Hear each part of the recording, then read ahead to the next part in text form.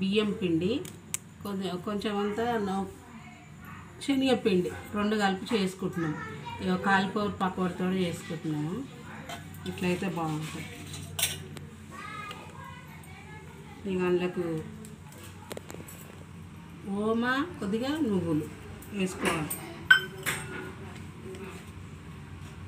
ఇక సాల్ట్ వేసుకోవాలి, కారం వేసుకుంటున్నాం.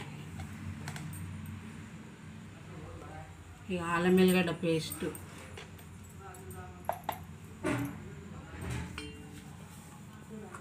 ఇక వంట సోడా. ఇలా వాటర్ పోసుకోవద్దు, ఇంట్లోనే ఉంటాయి, ఊరుతాయి నీళ్ళు. వాటర్ పోసుకోకుండా తడుపుకోవాలి. కర అంటుంది,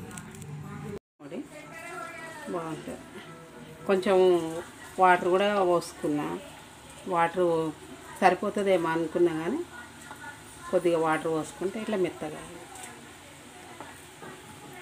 ఇట్లా చేసుకోండి. మీకు నచ్చితే లైక్ చేయండి, షేర్ చేయండి, సబ్స్క్రైబ్ చేసుకోండి. మీరు కూడా ఇట్లా చేసుకోండి. అర్ధగంట సేపు నానుకున్నాము. ఇట్లా నానుకుంటేనే మెత్తగా అవుతుంది, మంచిగా వస్తుంది, కర్ర వస్తుంది. లేకపోతే మెత్తగా అవుతుంది పిండి.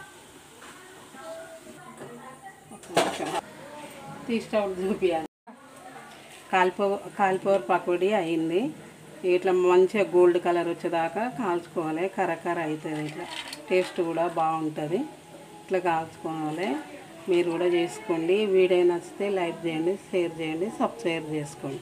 మీరు కూడా ఇట్లా చేసుకొని తినండి.